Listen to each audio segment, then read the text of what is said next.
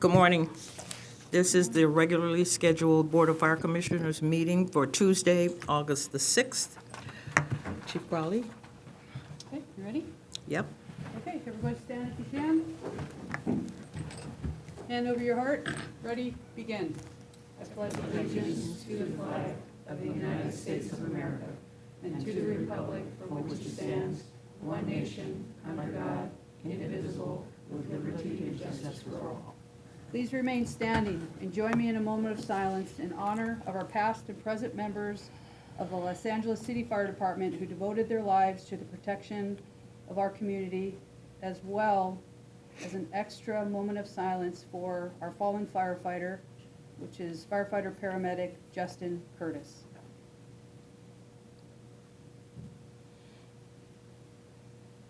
Thank you. Okay. That brings us to number one, commission comments. You want to do a roll call? Morning. Morning, Corinne. Oh, no, I'm sorry. Can you call the roll? Yes, ma'am. Hudley Hayes, Here. DeLugich, Babcock, Here.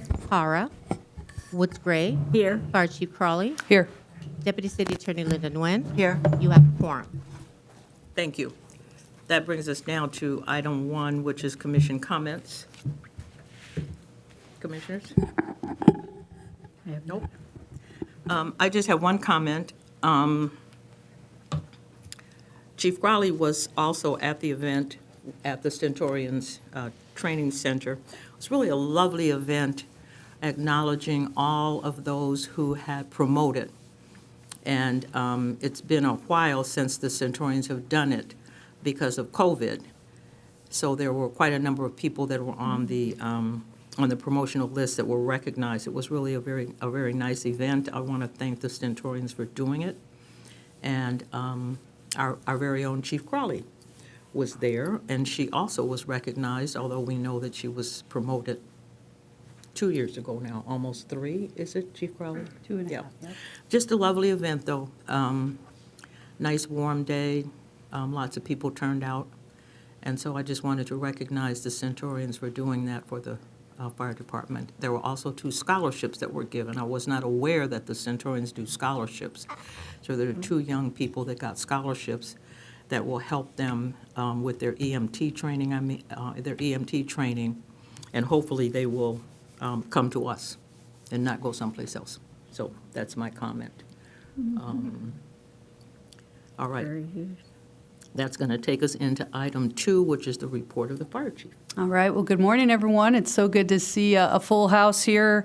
I'll be commenting on my meetings and events from June 18th to August 5th. On June 27th, we had our graduation of Class 23-4, 61 brand-new probationary firefighters hitting the field, and this was a really, really special class. This is the class where we lost one of our recruits. That was Recruit Fuerte, where he was killed on his way to the academy. So it was a really, really tight-knit group. They did amazing work. They stood together, and we actually had 61 graduates hit the field. So we're very, very proud of their work as well as the Fire Academy staff. On June 29th, myself as well as the majority of my command staff as well as other LEFD firefighters attended the LA County Line of Duty Death celebration of life for firefighter Andrew Pontius. Just a super, super sad event that had occurred with firefighter Pontius, who was killed fighting fire, and we were there to represent the LEFD. And I know on behalf of Chief Maroney, he was very, very grateful for all those that were able to attend and honor and remember firefighter Pontius. On July 17th, had the opportunity to sit down with the Fire Foundation, their board of directors. They continue to do amazing work to raise money for our firefighters and the LEFD. They're working really, really hard to look at opportunities to bring in additional funding with our private and public partnerships. On July 18th, this was Break the Stigma, Sound the Alarm, and it was a screening where we sent our on-duty firefighters. And you're going to start to see a good cadence of where we're balancing out, obviously, the LEFD and our operational need, but just as important is what our members need in regard to behavioral health. So our behavioral health program's working really hard, as well as coming shoulder to shoulder with UFLAC and their behavioral health side. This was a documentary that provided the insights of lives and experience of our first responders communities, and got a lot of really good feedback from our members that did participate. There's about 150 of our members that went on duty, and we're going to continue to talk about behavioral health and provide the services for our people. So very, very proud of that. You'll see a theme here, July 27th. This was UFLAC's behavioral health event with Travis Howes. He was an amazing speaker. He talked about leadership and mental health resiliency, signs and symptoms of our emergency responders, and talked about just mental health in general, and gave some really, really strong advice of how we can better take care of one another, take care of ourselves and our families. So I thank UFLAC and their leadership and their foundation for putting that together.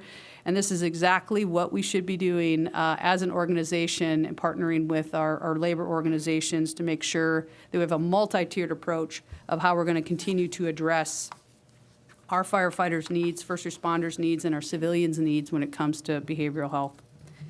On June 30th, this was our procession for our firefighter, Justin Allen Curtis Jr. In fact, we're going to his celebration of life after commission today. He passed away on July 27th. We had the honor and the privilege to meet his family, provide a very, very incredibly powerful procession where we transported his body from Henry Mayo Hospital to Fire Station 18, his last assignment, then to the mortuary. And again, we get to celebrate who he was and what he stood for, and his ultimate sacrifice of what he did to take care of our communities within LA. That same day, another beautiful opportunity to celebrate our civilian employees. This was the Employee of the Year Awards luncheon. It was at Dodger Stadium. Just a really fun opportunity to recognize our civilian members. We had the Fire Chiefs Awards of Excellence. Car Odura, I believe, Car, are you here? I saw you. Stand up, Car. You were celebrated. Carr won the Professional Specialized Skills for the Fire Chiefs Group Award of Excellence. We had a number of individuals from our purchasing section at Supply and Maintenance. That was Carol, Anna, Kendricks, and they did an amazing job of taking care of us on the purchasing side. The Employees of the Year from the Clerical was Carol Raucho. We had Nicole Castro. I think Nicole is here. Stand up, Nicole. Thank you. She was our professional specialized skill and was awarded that for, and she did all the work, so thank you, Nicole. And also Oscar Jimenez downstairs in F2, he's from our shop maintenance. We recognized all three of those individuals as our Employees of the Year. We also had a certificate of special recognition. That was Yvonne Reyes, professional specialized skill, and Gregory Brown from our shops maintenance, as well as our last award was our longevity award, and that was Carlos Moreno from our shop. So just an incredible day to celebrate, a lot of smiles, a lot of laughs, but we're going to continue to make sure that we highlight the incredible work that our civilian workforce does day in and day out for us. So it was a great opportunity to celebrate them. And lastly, ma'am, you mentioned this. We do have the President Hawkins here from the Stentorians. They did an outstanding job celebrating, I believe it was about 25 Stentorian members. It's their 21st promotional luncheon. And we were honored to be there and celebrate our people for their promotions. That was at the Hartsfield Davis Memorial Training Center. So thank you to the Stentorians and President Hawkins for your leadership. And we're going to continue celebrating our people for all the right reasons. End of report. Very good. Thank you. That takes us now down to 2B, which is the verbal report by the Department on Significant Incidents and Activities, June 18th through August the 5th, and it's Chief Fields.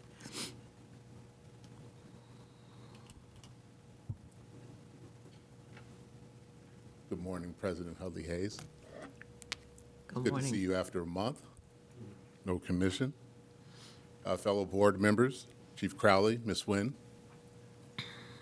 My name is Richard Fields. I'm Deputy Chief Commanding Operations Central Bureau, and I'd like to extend an additional welcome to all those in the audience, my colleagues, and distinguished guests. I'll be reporting on significant activity in Operations Central Bureau, which just highlights the regular and ongoing amount of work that our men and women are doing day in and day out. Just in that week of this incident, there were 12 significant fires and 9 significant EMS calls that happened in that same time frame. So this is just a snippet of what our professionals are doing day in and day out to protect the residents of the city. Now, in the early morning hours of Friday, July 19th, firefighters responded to 749 South Kohler Street, which is in Fire Station 9's First Alarm District and Council District 14. What was originally reported as smoke only, the first on-scene companies, which arrived in approximately 4 minutes, found a large outside rubbish fire exposing a single-story commercial building. Although shorthanded, firefighters aggressively deployed in the offensive mode in an attempt to knock down the rapidly growing fire. Due to the large volume of fire, additional fire companies were requested to assist in the firefight, forcible entry, search, possible rescue for civilians, first responder medical, and eventually salvage operations. A defensive posture was taken on the main fire building, and the property protection profile was implemented using divisions that were established to coordinate the protection of the exposed buildings, which included a 5-story residential to the rear or the Charlie side of the building, and to protect another commercial exposure, which was on the north or the delta side as we oriented normally on the fire ground. Due to the fire size, scope, and complexity, the incident grew to what we call a major emergency fire. Command was transferred from the initial incident commander, Battalion Chief Sloan Joseph, who was working in Battalion 1 that day, to Assistant Chief Eric Telemontes, while Chief Joseph maintained operational control. A total of 2 buildings were involved. One commercial building, which was a total loss, and that was the original fire building. And then another building that sustained significant damage. However, the office and the valuables in that office to maintain their continuity were saved by members of the fire department. A total of 4 battalion command teams, 41 fire companies, and 9 rescue ambulances, also assisted by a litany of specialized resources, including our RS-1, our remote firefighting robot, our arson unit. Eventually, heavy equipment was brought in to tear down the original fire building, as well as emergency air and our other assisting agencies, such as LAPD and DOT. During the firefight, one firefighter did sustain a minor knee injury, but was treated and released. The fire was initially knocked down in approximately an hour and a half, but for total extinguishment and to return that building to the building owners took approximately 5 hours. The cause and other significant contributing factors to that are still being investigated by LAFD resources. That's the end of my report, unless there's any questions. Commissioners, any questions? Just a question. Does it seem to be an increase in the number of fires that we're having? Yes, ma'am. Because it seems like we didn't have quite as many of last year, year before. Yeah, we are experiencing a significant number or an increase in fires across the city. Is there any reason for that? There are a couple of contributing factors to that. Our population growth. In this particular fire, we are constantly challenged by our resources being spread thin, by being tasked, overly saturated with other tasks, and fire chief is smartly addressing that. So we're challenged. In this particular fire, it was reported as reported smoke. So our resource deployment to that type of call is smaller than what it would be for a structure fire or fire showing. So it took a little time for us to get additional resources there. But to your question specifically, yes, we are seeing a significant uptick in structure fires. A lot of them start this way: outside fire, rubbish on the outside, and then getting into the structure. So we're usually going to give a keynote at 10 Okay, o'clock thank in you. Santa Barbara. They changed it to a luncheon. Okay. So good, well, you're here. But I gotta leave. But you got to leave like right away. Thank you, Chief Fields. You're welcome. Are there any other questions? No? Okay. We're going to go on to item 2C, which is the verbal report about medical emergencies, and Chief Sal is going to join us. Good morning, Madam President, Commissioners, Chief Morning. Crowley, Deputy City Attorney Nguyen, colleagues and guests. My name is Peter Chow. I'm the Assistant Chief assigned to the EMS Bureau. And this morning, I'd like to highlight an incident that occurred on July 2nd. So, on July 2nd at about 7:12 in the morning, Rescue 7 and FRV 91 were dispatched to a 65-year-old male. The gentleman had a complaint of shortness of breath. He lives on the second floor of a two-story apartment, and when our members arrived, they noted that the patient was demonstrating an extreme shortness of breath. His oxygen level was 84% out of a total of 100, and he was just struggling to breathe. They immediately provided oxygen, established an IV, and prepared to move him downstairs. Now, upon loading the patient into the paramedic rescue, the patient's condition deteriorated, and he went into cardiac arrest. Now, all four paramedics worked diligently in concert to administer medications, perform CPR, establish an IV, establish an advanced airway, and make base contact. And it was through these efforts that they culminated in a successful restoration of the patient's pulse. And the patient was subsequently transferred to Northridge ER with pulses and spontaneous respiration. Now, this is something that we deal with approximately 4 to 5 times a day, cardiac arrest. The reason I'm highlighting this particular incident is to illustrate the flexibility of our fast response vehicles, our FRV 91, and their ability in dealing with complex medical emergencies. Now, normally, this type of incident would have a fire resource, such as a fire engine or a light force assigned in conjunction with a paramedic rescue. However, in this case, an FRV was available and dispatched in place of the fire engine. So this serves two purposes. Number one, it frees the fire resource for valuable fire-related incidents, which is extremely critical in this brush season. And the FRV simultaneously provides a higher level of care for the patient. So the FRV was staffed with 2 firefighter paramedics as opposed to 1 firefighter paramedic that's typically on an assessment engine or an assessment light force. So in this situation, the patient was attended to by 4 firefighter paramedics, which no doubt attributed to his positive outcome. This example illustrates the department's commitment towards innovation in the light of fiscal challenges. With the Commission's continued support, we hope to identify additional areas where innovative thinking can overcome budgetary constraints and continue to provide excellent service. Thank you. Any questions? I have one. Did that also account for a faster response time? Yes, ma'am.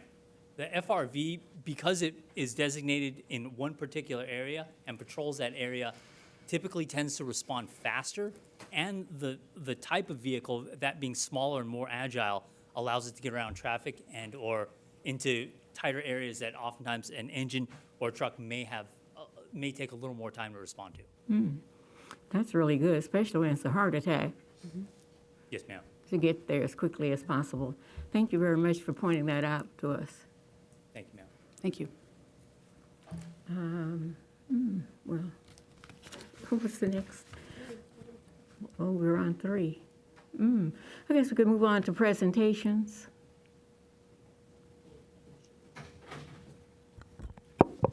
Hi, good morning, Commissioners, Fire Chief Crowley, City Attorney, also LAFD Administration and honorable guests. I'm Eric Scott, Captain 2 Paramedic, serving as a Public Information Officer. And today we're recognizing our talented members who rescued a hiker in Temescal Canyon and due to their astute observations ended up saving his life despite that individual not wanting to be transported. So I'd like to invite up our members here, starting with Pilot 1 Scott Keelan, Firefighter Paramedic and Aeromedic Dominic Marquis, Captain 1 Paramedic Michael McKindo, Firefighter Paramedic Jesse Beck, Firefighter Patrick Mandich, Firefighter Dispatcher Anthony Zermano. Now, the incident took place on a beautiful Saturday morning of June this year where three friends began to hike up Temescal Canyon. That's a trail above the Pacific Palisades coastline. It was a warm day and about 70% humidity. Now, as the group returned to the trailhead, one of the hikers began to feel weak and dizzy, and they were unable to continue. Now, the episode was significant enough that his friends who were with him called 911, and our Metro Fire Communications received the call and quickly dispatched all of these members standing behind me. Now, they began their arduous hike up that trailhead to the canyon with the appropriate equipment and medical supplies.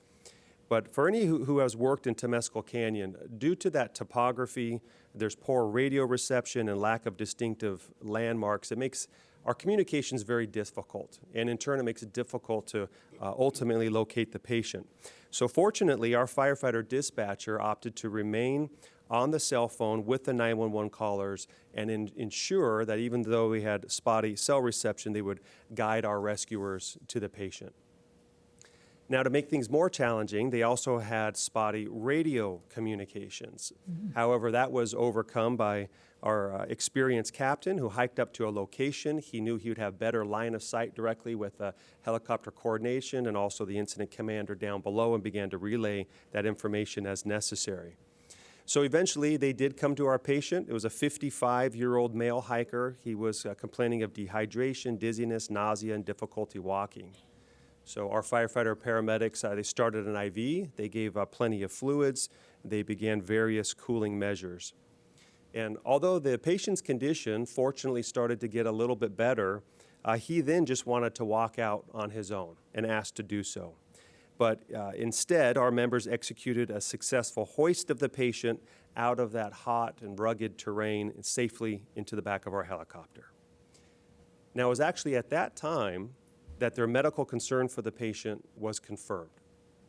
So on board of Fire 1, a 12-lead EKG revealed that the hiker was experiencing a STEMI.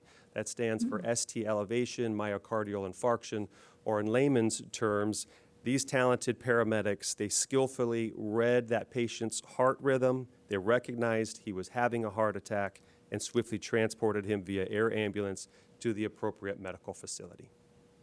So despite the hiker's initial desire to want to walk out, our members astutely identified the severity of the condition and ensured safety by hoisting him out and saved the man's life who was having a silent heart attack. So at this point, we'd like to go ahead and read one of the certificates. It says, in recognition of your heroic courage, diligent efforts, and expedient assistance in saving a man's life during a hiker rescue emergency on June 22nd, 24, on the Temescal Canyon Trail above the Pacific Palisades of Los Angeles, the Los Angeles City Fire Department commends you for your bravery and exceptional efforts in saving a citizen of the city of Los Angeles. Presented this 6th day of August, 2024, Kristen M. Crowley, Fire Chief. Let's give him a round of applause. Very good.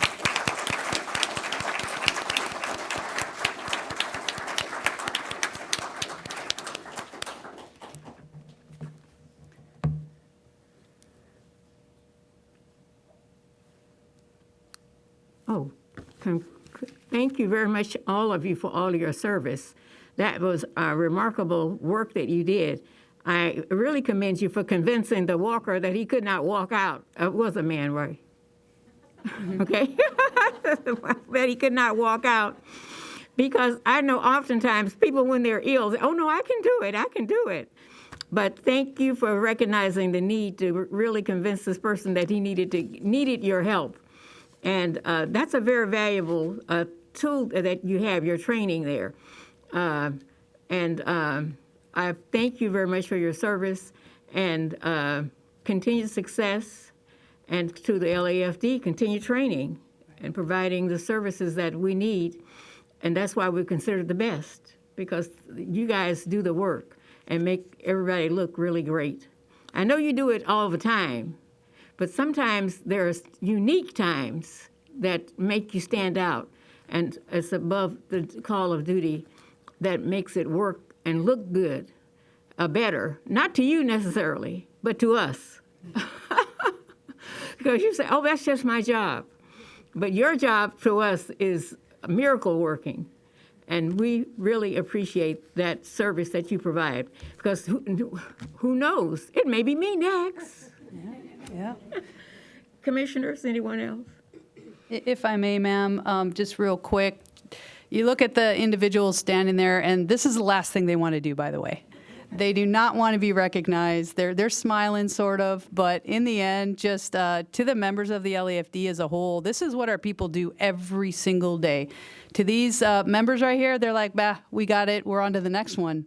But just know that that input and the experience that you're bringing, the influence to the community means a lot. So just to bring you up here is just one little small thing that we can do to recognize you for what you do each and every day.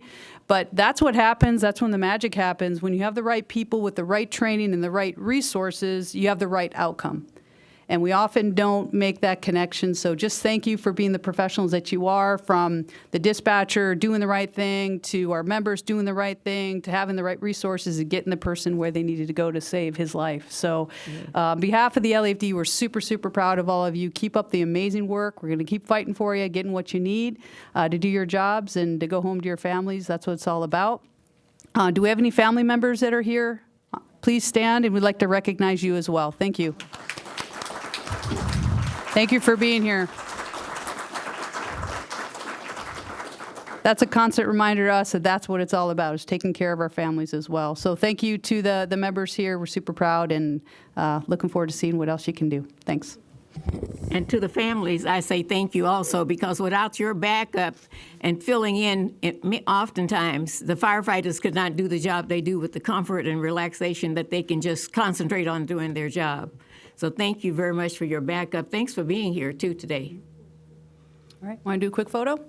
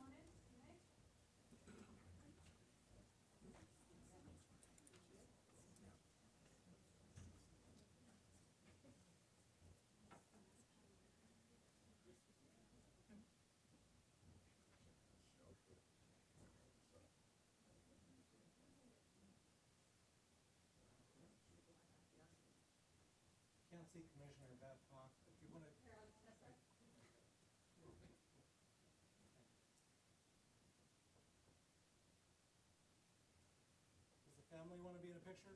Want a family?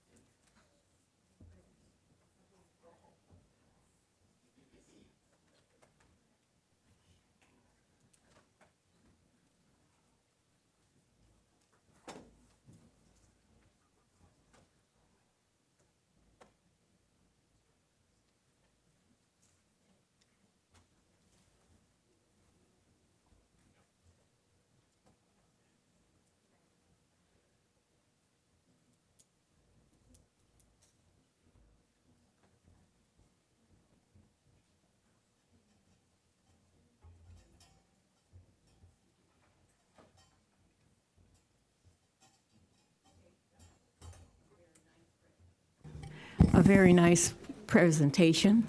Thank you. And now we move to item 4, public comment period. And I have 4 cards here. Robert Hawkins is first. President Hawkins, you get 3 minutes.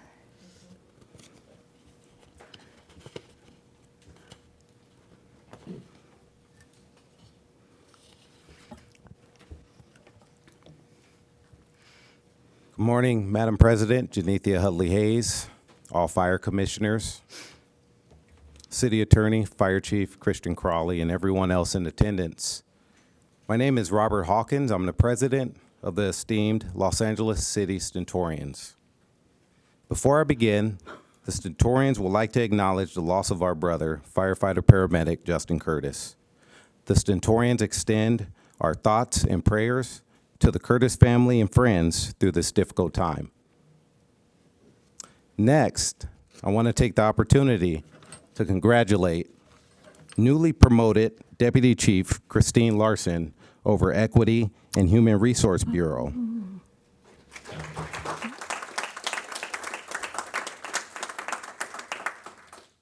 Chief Larson, the Stentorians look forward to working with you to bring a more positive LAFD. I am here this morning to discuss leadership, humility, and courage, and how more of it can benefit our fire department. One chief's ability might not be capable of changing the world. However, we believe that one chief can have the ability to change their world. Recently, the Stentorians have had a series of discussions involving diversity, equity, and inclusion with the former Deputy Chief, Jamie Moore. Some of these conversations, I have to admit, were challenging and difficult. However, through effective leadership and humility, we have made significant progress and are stepping forward towards more unity in the fire department. This progress gives us the Stentorians hope to a more inclusive and united future. I want to explain our respect for Chief Jamie Moore and how it could benefit the fire department. Chief Jamie Moore modeled for us what we believe the fire department needs more of. We need more leadership that isn't afraid to be vulnerable. We need more humility from our leaders. And we need, most importantly, more courage to do what's right despite the potential backlash from backward thinkers. It's this courage that will inspire other leaders to lead positive change in our fire department.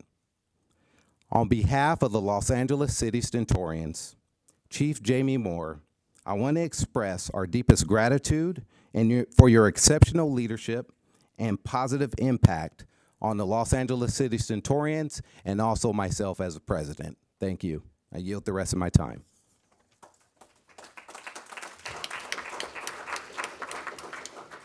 Okay, the next speaker is George Hokopian.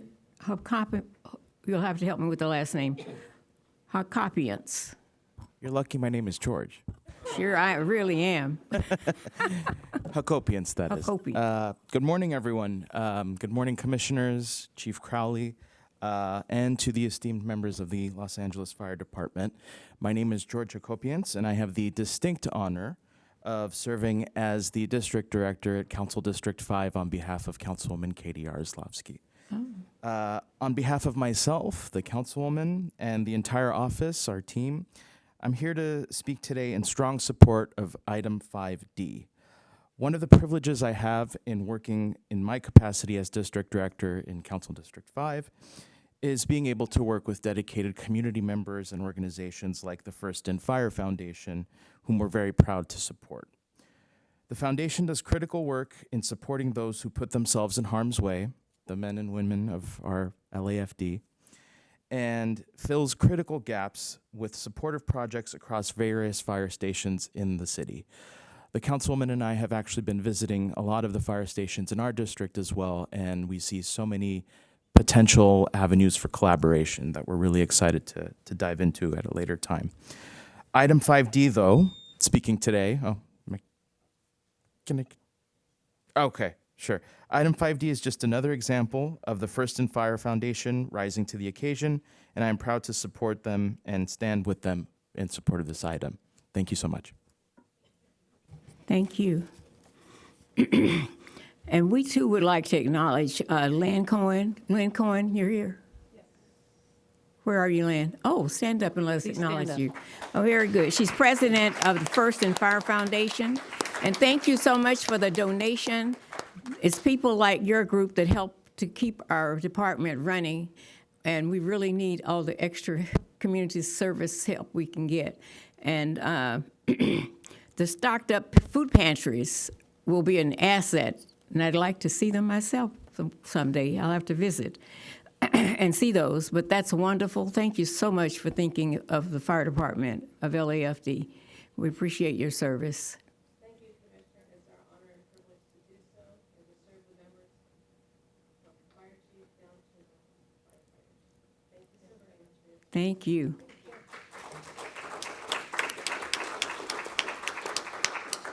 Okay, and the next, George, I have you down for 2.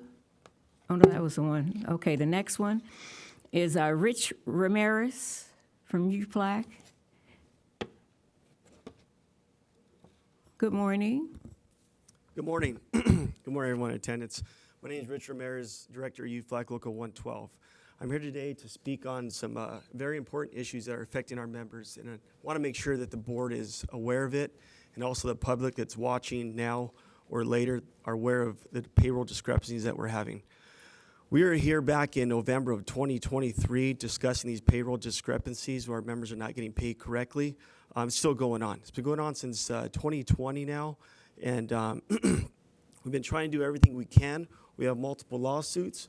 We have multiple grievances, arbitrations, and still our members are not getting paid. We hear about these significant incidents going on that our chiefs report.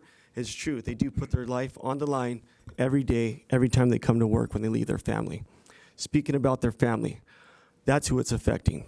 We're getting phone calls at UFLAG Hall from the spouses asking, when can my husband or wife receive their paycheck? We have not received a paycheck in 1 month.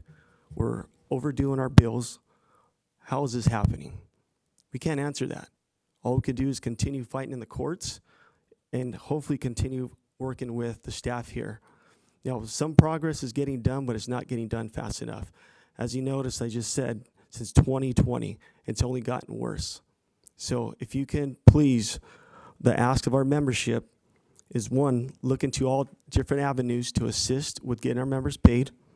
Number 2, put it on the agenda, and we want to hear an update from the Board of Fire Commission on what the plan is to get this fixed. And number 3, if you can just send out a message to our members, let them know that you're aware of this, because right now it's been silent, and silence is no good to our members. It's affecting their home life, their workability, their mental health. Who wants to come to work not knowing if they're going to get paid? None of us do. So please, we ask for your assistance to fix it. Thank you. The next speaker is Freddie Escobar, president of UFLAG. Good morning, Commissioner. If you could give me just a little latitude and want you to think about coming to work and not getting paid and having to pay your bills. And there was a time, there's a lot of us in this room, if we didn't pay our bills, we'd be disciplined for not paying our bills. So really think about that, and that is a priority for our members. And I'd be remiss if I didn't add to Chief Fields. Chief Fields mentioned, or you asked, why are we getting more fires? If for some reason everybody's scared to speak about it, it's homelessness. Homelessness is causing us to go to more incidents every single day across the city, and our alleged leaders are scared to tell the truth. I work a lot at night. I work a lot in the weekends. We had a fire this morning at 26s caused by a homelessness. No one wants to say that. Everybody's scared to say it. I'm going to retire. I see light at the end of the tunnel, and I'm not scared. I'm here to tell you Unless we address the homelessness crisis and start speaking the truth, it's going to get worse, and we need to start enforcing the ordinance that are there for our council districts. That's what's happening, and the men and members that I represent are being affected by it, period. It's not a secret. It's true. The men and women, some of them don't want to speak out. If anybody's out there that wants to hear the truth, to give me a call, and I'll tell them the truth. I'll point them in the right direction. As I mentioned, my name is Freddie Escobar. Proud and humbled to be the president of United Firefighters of Los Angeles City, representing over 3,400 brothers and sisters of the LAFD. As all you know, UFLAC is extremely disappointed with this year's budget, which cut $23 million from the fire department. The LAFD has fewer firefighters and paramedics today than we had 15 years ago, but our emergency calls for service have increased by more than 50%. Our firefighters are the front lines of the city's homelessness crisis, responding to over 66,000 incidents associated with homelessness people. Additionally, 50% of all the fires that we handle also come from the same segment of our population. The city reportedly spends $1.3 billion each year on homeless programs, yet the LAFD budget gets cut. How does this make sense? It is a tough budget cycle, but funding the LAFD shouldn't be a tough choice. $1 million fire trucks, engines, and ambulance are constantly out of service because we don't have enough mechanics to fix our broken down equipment. During budget deliberations, the chief asked for $1 million to prevent elimination of 21 vital maintenance and fleet positions. But sadly, we only got 4 of those positions funded. While the city continues to pour millions upon millions of dollars into homelessness crisis that we as firefighters respond to every single day, no additional funding gets directed our way. Our fast response vehicles and advanced provider rescue units have been deployed out of the field. However, no additional authorizations were granted to staff these apparatus. Time and time again, our members are asked to do more with less. We treat the most vulnerable people of our city without being given the proper tools and resources needed to keep the people of our city safe. This is simply unacceptable, and everyone in this room should be outraged about this as well. We need to start speaking the truth to the residents of Los Angeles and the people who report. Thank you very much. Thank you. Okay, that's the last public speaking card that I have. So we move to item 5, the consent agenda. Are there any items on the consent agenda, commissioners, that you would like to discuss or pull?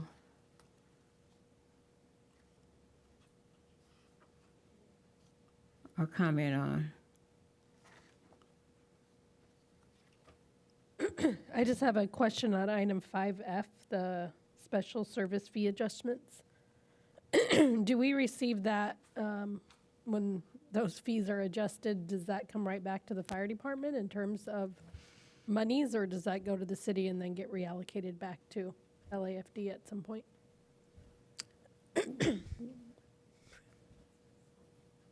Or is it a special fund, I'm assuming, maybe? Yeah, once you approve it, the commission. Can you use the microphone? I'm sorry. Yeah, once the fees is approved, it goes over to council. Council approves it, then we update our fees. Depending on what the fees are, usually it goes to the general fund. Okay. Well, this kind of supports the budget crisis as well, with all the work that LAFD is doing on these fees should come right back to us. So thank you for that clarification.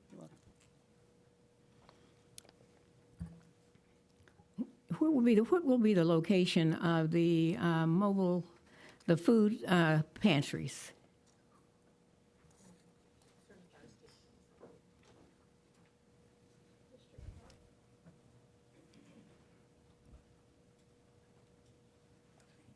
Hi. Good morning, everyone. Good morning. I'm President, Commissioners, Fire Chief Crowley, City Attorney, LAFD Administration, and distinguished guests. I'm Carla Tovar, Public Information Director with the Community Liaison Office. The fire stations that will be receiving the mobile pantries are from the Valley Bureau, so 7 fire stations. Fire Station 37, 43, 58, 61, 71, 92, and 108. Oh, very good. Do we have these in other stations already? No, this is the first program. Oh, this is the first program? Yes. Okay, very good. So I guess we need to find many more First and Fire Foundations. Okay, thank you very much.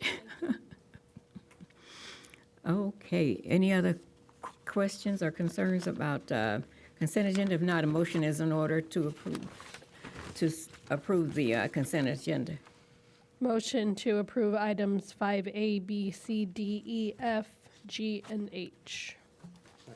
Okay, it's been moved and second that we approve items 5A through H. All those in favor say aye. Aye. Those opposed, like sign. Okay, the motion carries, and we'll move on to the regular agenda. Items 6A. Mural, department's mural policy.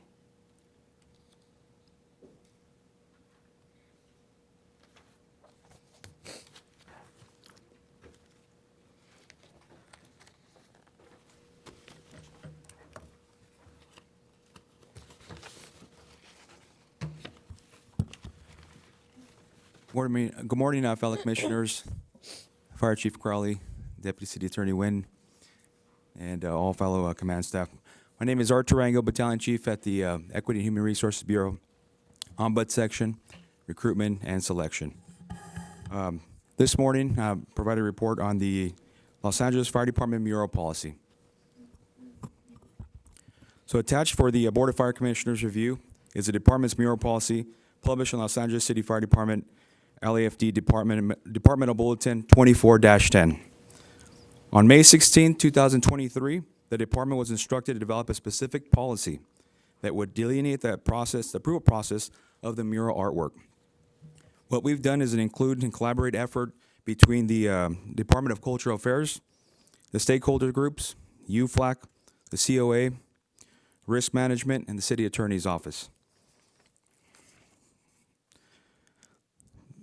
The Los Angeles City Fire Department and the City of Los Angeles both recognize that mural artwork on the city-owned property beautifies public spaces and builds a sense of organizational and community pride.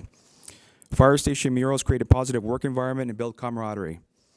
They serve as another way LAFD members could contribute to the department's goals of embracing diversity, equity, and inclusion. The following approval process for murals will allow all work locations to create unique pieces of artwork showcasing their work location. This approval process provides consistency and uniformity while encouraging each location to have a sense of community. Since all LAFD facilities are public buildings, all murals are public art and are subject to the city's Public Works and Improvements Arts Program ordinance.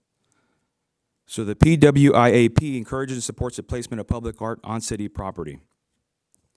So this policy is going to outline two different processes that must be followed depending on the artist. Now, option one, we have artists that are identified as, LAFD members that are identified as artists.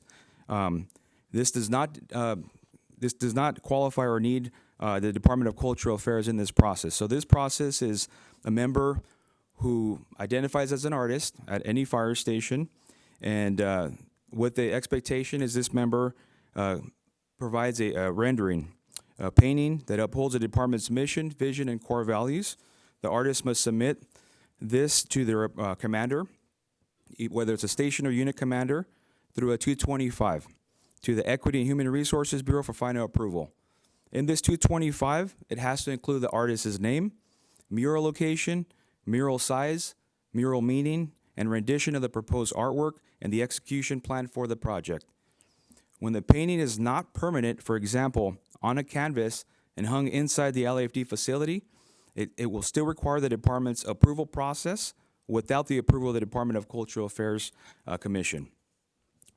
So this, the 225, will go through channels to the battalion office, and the battalion chief officer will in turn put a cover sheet or cover letter on that 225 and continue to submit it through channels to the Equity and Human Resources Bureau.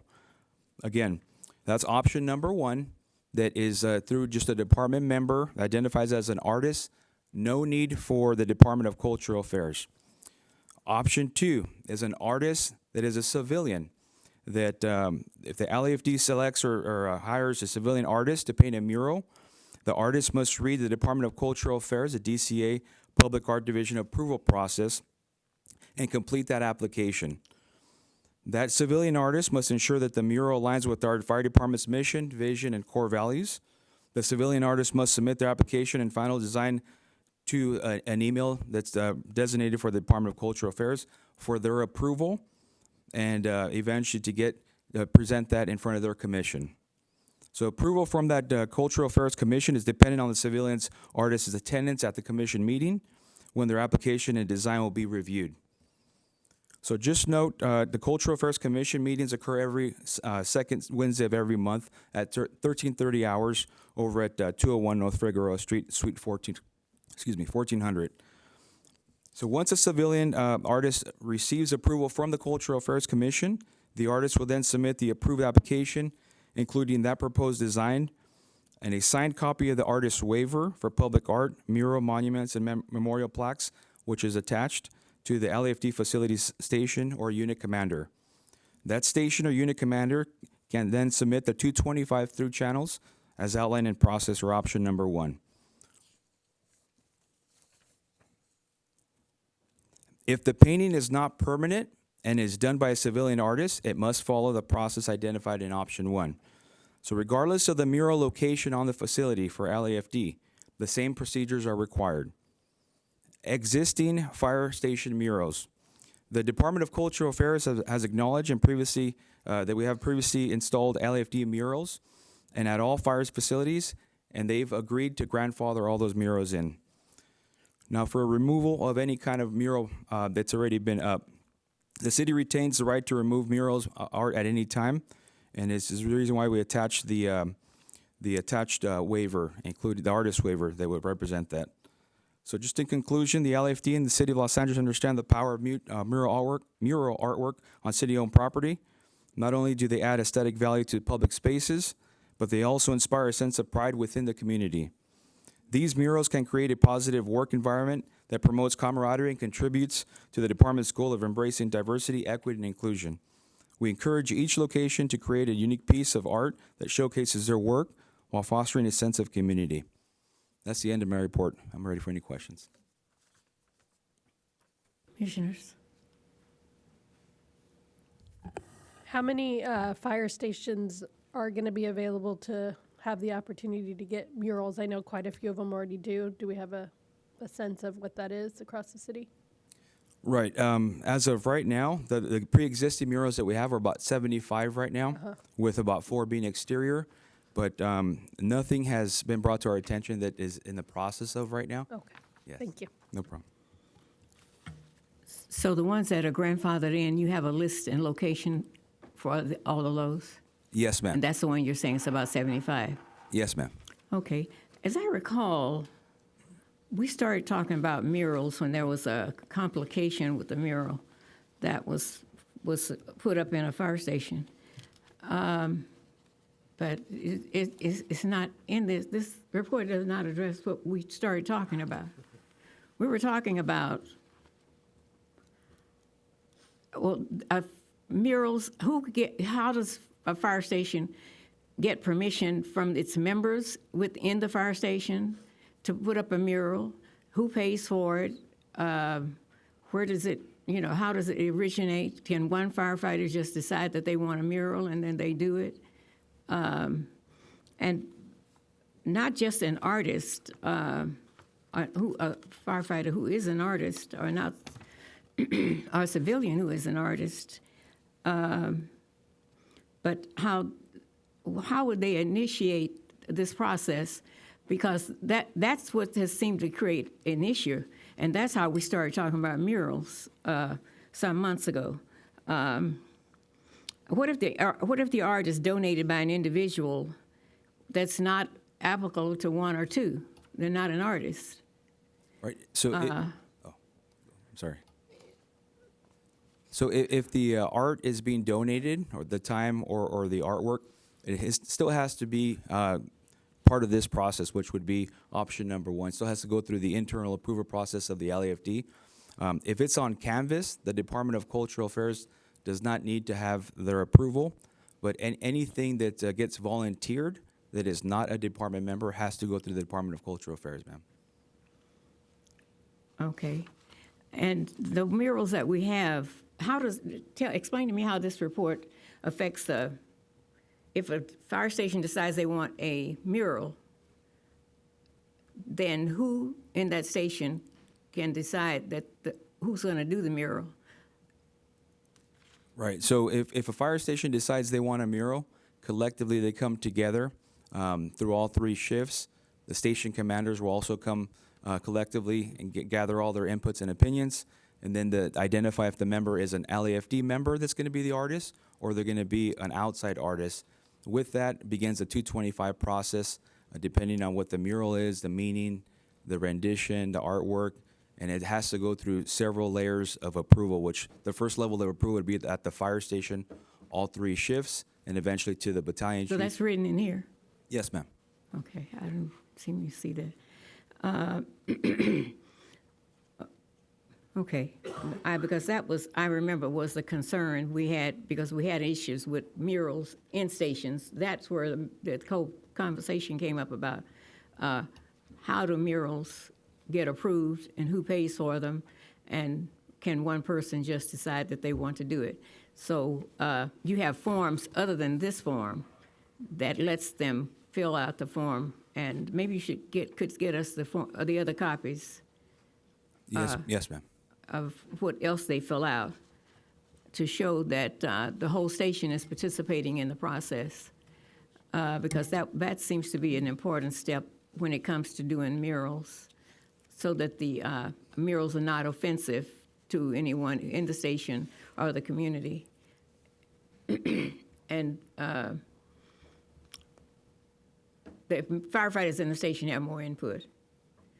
It was seemingly becoming like a one-man show at some places. And we really were not. We were very concerned about that issue. Okay, does anyone else have any concerns, questions about the mural policy? Is there a motion to, thank you very much. But if you can get those forms so I can see where people agree to agree or disagree. Ma'am, I just want to inform you that the forms are the last thing in the packet that were attached as an addendum. I only have one form. There's the application that an option 2. Is this, I just have one form. It says waiver. So I just want to further explain that a 225 would be a letter explaining the input from the members, explain that what the art is or the mural is, the meaning, and then obviously the approval from all 3 shifts, all members that are assigned to that fire station. So, but there's no form for them to fill out. This is a letter that they create on their own. Yes, this comes from the captain at the assigned station. They create the letter on their own. Yes, ma'am. In collaboration with all 3 shifts, all members assigned to the fire station or that section that have all been in agreement that this is going to be brought up to the captains. And then with that, that's the first level of approval or an oversight, if you will. And that gets over to a battalion chief who, again, would review that 225 and then talk about any kind of discrepancies. I've also kind of through this process have outlined with the Department of Cultural Affairs that they also will be an oversight to any kind of mural. If we have any questions regarding if it means what it means or it's going to be offensive to people. But the multiple levels of review will help with this not having one person approving a mural. So it'll be a collective effort, if you will. But shouldn't there be a form so that there's consistency throughout the whole department? And real quick, if I could, so we could absolutely create a template that our station commanders can follow. The F225 is the normal way that we would communicate through channels. So we're going to be utilizing the F225. What we can clarify is create a template so that all of those questions are answered. And as it moves through the chain of command, that we clearly understand that it was a total effort across all three shifts, that all three shifts agreed to it, they collaborated, and then once we get that signed off by the station commanders, then it gets pushed up through channels. So F22 or F225 is a normal way that we communicate, but we can certainly clarify that in a template. Because to me, it needs consistency so that everybody is saying the same thing from station to station. Sure. And it's not just a blank paper that someone can put together. When will this program go into effect, or is it in effect already? Yes, ma'am. It's in effect already. It's in our department library, and the departmental bulletin has been published, ma'am. Okay, so anyone who gets a new mural from whenever you started it goes through this process now? That's correct. Okay. Okay. That should be good. Okay, very good. I just like to know that everybody is doing the same thing and looking at the same thing when they're doing it, because that makes it consistent. And if you just give somebody a blank paper and say, write, I think that would be very interesting. But that's good. Thank you. I would appreciate seeing that when you're finished with it. Yes, ma'am. Okay, very good. If there are no other questions or concerns, a motion is in order to receive and file 6A. Motion to receive and file 6A. Second. Okay, it's been moved and seconded to receive and file BFC 24-049. All those in favor say aye. Aye. And if anyone who's opposed say no. The motion carries. Thank you very much. Thank you, ma'am. Okay, item 6B. The cadet program. I'm also giving You that the report, cadet ma'am. program too? Ooh. Yes, ma'am. Is this? I would like to bring up Patricia Arias to the That's what I podium. was looking for, Patricia. Definitely want to highlight what she's been doing as back. well. Good morning. Whenever I think of youth programs, I think of Miss Arias. So for the record, good morning again to all the fellow fire commissioners, Fire Chief Crowley, Deputy Attorney Nguyen, and all the command staff and presence here. This report is going to be on the LAFD cadet program, and Ms. Arias will be here here to assist with questions as well. So just a summary of what we have for the cadet program here. The firefighter recruitment selection, the FRS, is committed to the success of all youth throughout the city of Los Angeles. The FRS oversees all youth programs and views the cadet program as a top tier of the progressive pathway with the best nexus to becoming a firefighter. The cadet program provides early education and orientation into a career within the LAFD. It is designated to enlighten youth and young adults between the ages 14 and 20 about opportunities within the fire service. This early introduction also supports the department's long-term recruitment efforts to hire diverse candidates who reside in the city that we serve. So in order to ensure organizational structure and consistency and long-term sustainability of all LAFD youth programs, FRS has developed an innovative plan with clearly defined goals, learning objectives, and a standardized curriculum for each program. The youth programs have been formulated as a pathway leading up to the cadet program. This structure offers an introductory training and familiarization for students as early as 14 years old, with the opportunities to gain basic skills and develop the maturity and commitment level to pursue firefighting as a career path. This program introduces the cadet to the first-hand experience of the job of a firefighter and works side by side with actual LAFD firefighters. The process for entering the cadet program has been evolved more like our LAFD hiring process, which includes an application, an orientation, a fitness test, interview, and references. Once the cadets are assigned to their cadet post, they are expected to work through the cadet task book with the goal of eventually becoming a ride-along certified. Once certified, the cadets will respond to real emergencies alongside firefighters and paramedics. The cadets will assist with routine tasks around the fire stations, including community relations, fire prevention, training, as well as equipment and station maintenance. Becoming an LAFD cadet is an excellent way to develop the needed skills and gain experience that will be helpful in nearly every career or endeavor. So as of right now, the department currently has a total of 152 cadets, 126 male, 26 female, over 9 LAFD cadet posts located at the following fire stations. Central Bureau has post 2 with advisors Diaz and Guzman. And recently, we've just been notified that we're going to be establishing another post at Fire Station 11 under the advisement of firefighter paramedic Matthew Sistich, who was also a cadet, who is now stepping up to become a cadet advisor. South Bureau has cadet posts at 64s, 85s, 94s, 21s, 33s, and 57s kind of collect over at 21s there. West Bureau has a cadet post over at Fire Station 27. Valley Bureau has a cadet post at 81, 87s, and Fire Stations 106.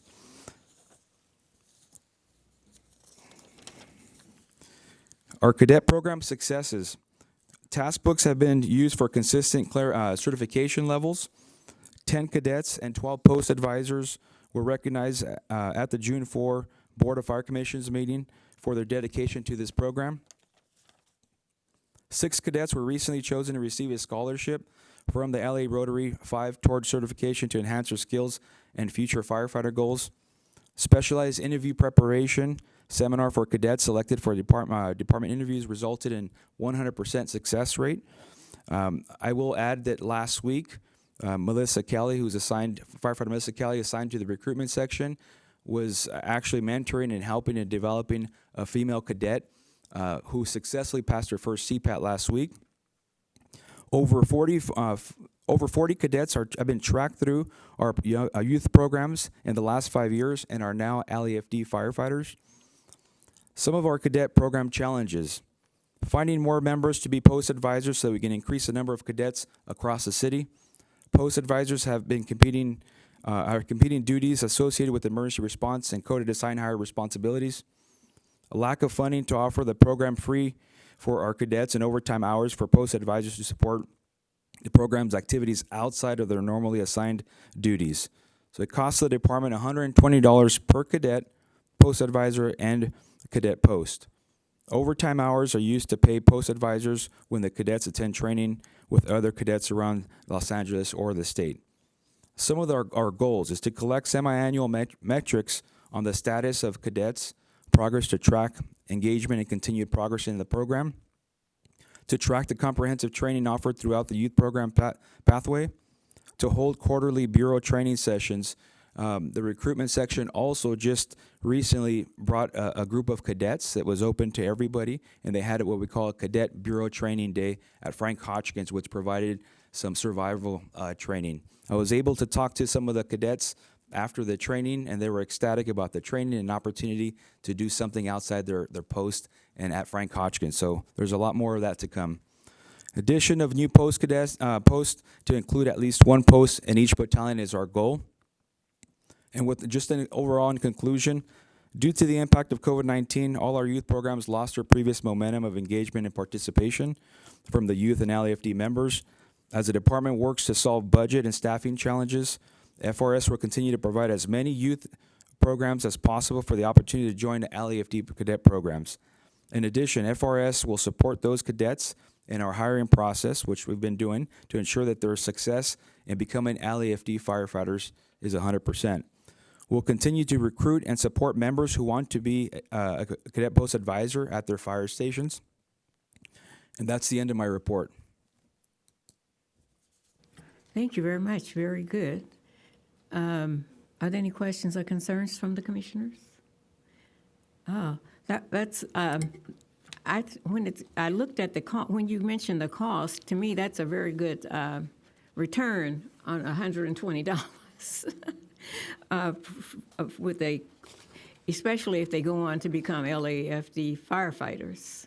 Yeah, and I'll have Ms. Arias kind of say what she's been doing in addition to this report since it's been published. Patricia, if you want to add a few more things. Good morning. Yeah, so we've kind of streamlined our cadet process so that we can get to the point where our cadets are much more ready as they get to the interview process. So as Chief Tarango had said, we're trying to mimic kind of a mini version of what they would go through when they're in the hiring process. So we do actually do interviews with them. We're taking references. We're doing more of a fitness that aligns with what our recruits are doing prior to the drill tower. So what we really want to do is make sure that by the time they become a cadet, that they are readying themselves for the fire department to be hired on. Very good. That's great. I remember one time there was talk of a uniform training program. Did that ever come about? So that every station or group was getting the same training? Well, we do have the task book so that we can make sure that it's consistent on the training. They have to work through that to be ride-along certified. Once they're ride-along certified, then they can transfer to different fire stations so they can ride along and get experiences from other fire stations. Very good, very good. Any questions or concerns? Yeah, one question. So in terms of, like, for example, Wilson High in my backyard, so when you become familiar with the cadet program, is it when you're a freshman in high school, or is there any knowledge in that middle school years that you could go to Wilson and be involved? I know resources are completely thin, so I'm not holding you accountable for that, but just out of curiosity, when do they find out that this is an opportunity? Is it that freshman year typically? Well, all of our youth programs start at age 14, so our social media is probably our biggest way of getting the word out. Oh, that's good. We don't really recruit because I'd have to turn away so many kids as it is right now. We don't recruit or put it out there, and I have to turn away, unfortunately, many of the students. So freshman year, especially at Wilson, that's a perfect situation where we want our kids to funnel into one of the 4 magnet schools if they're able to. And that's part of the pathway where they can get that experience.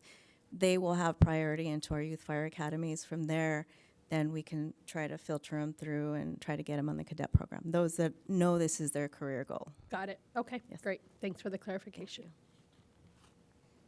So what things would you ask the commission for?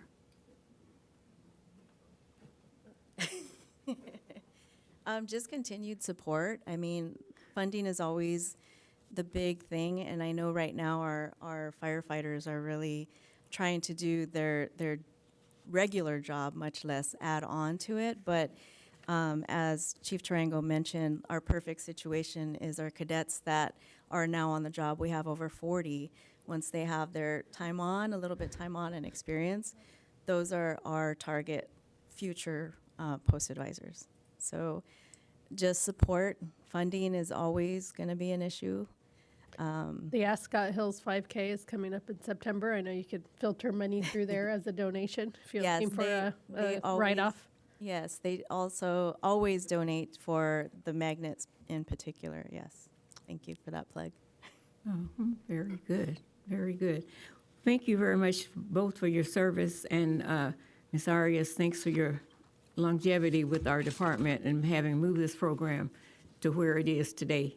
I think the consistency of a person who's been there for a while has really made a big difference, and one who understands youth programs has helped to develop it to where it is now, because it was not like this 12, 13 years ago. It was not like this at all. She has done an outstanding job in working with the youth programs. And ma'am, if I may, yes, absolutely, doing an amazing job, but I'll say it, what do we need? Are you ready? Are you ready to write? Now, we can actually put that in writing. We know that the positive impact just from the community outreach piece, what our cadet posts do. Now, we didn't necessarily, we touched on it briefly, but we're turning people away.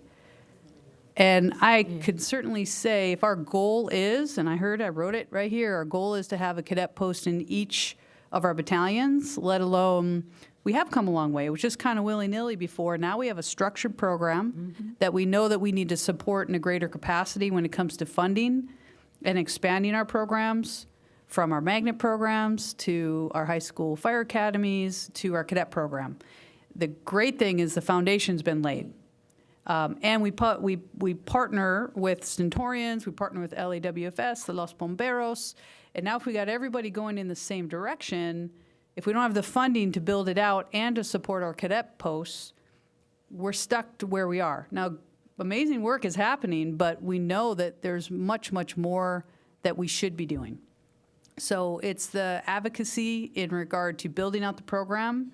So in the end, we're not turning people away. We're planting the seeds, and then either they're going to be super motivated to say, yes, I want to be an LAFD firefighter, or that was great, and now we've built a program that we know that our youth deserves and needs just to help them be good citizens and help them develop as young adults. So it's a win-win-win.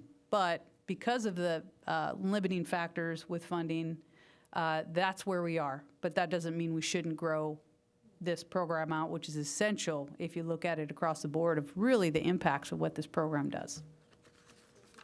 If I can add, I recently attended a symposium, a cadet symposium, the first time since I've been working here in Detroit. So it was multiple, like across the country, and everybody has the same issues where they're asked, well, how many females are you hiring? Or for the last 5 years, how many actually become a firefighter?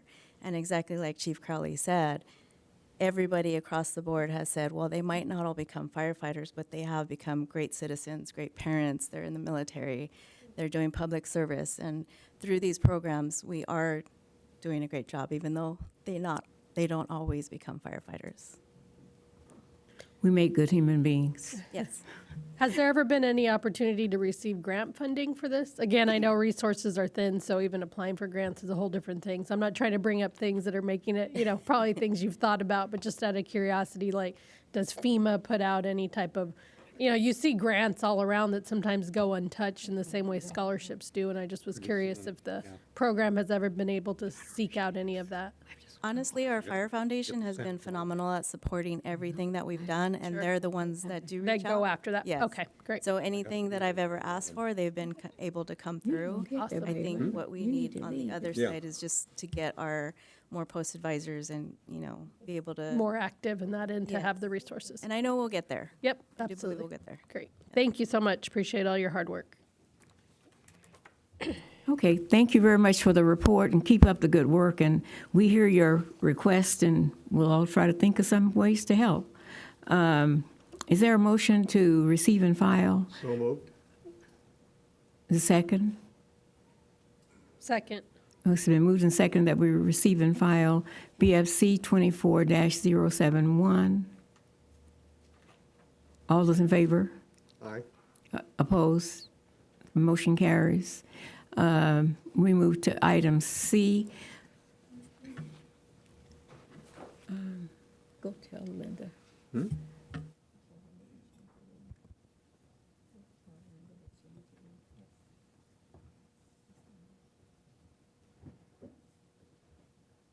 Okay, we can hear the budget. Oh, she's there at the podium already. Very good. Good morning. Thank you. Good morning, Commissioners, Chief Crowley, City Attorney, and all guests. My name is Sandra Ocon, Acting Fire Administrator for the Administrative Services Bureau.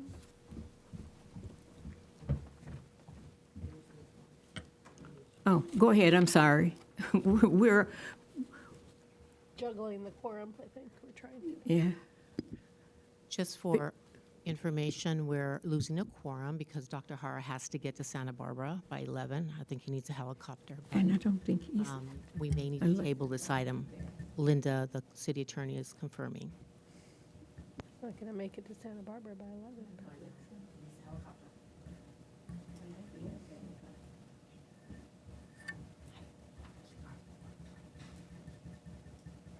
Okay, yeah. She's going to go see if President Hudley Hayes is available to sit. Should have put the budget at the top, huh?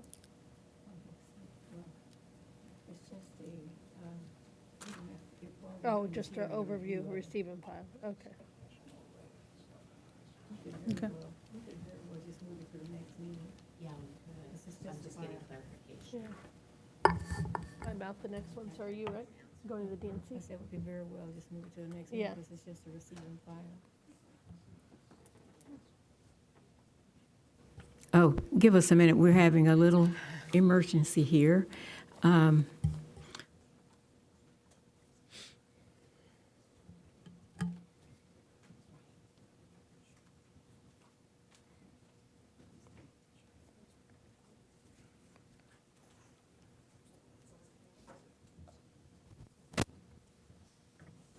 continuing the item to the next meeting. Okay, so we'll just adjourn? Yeah. Okay.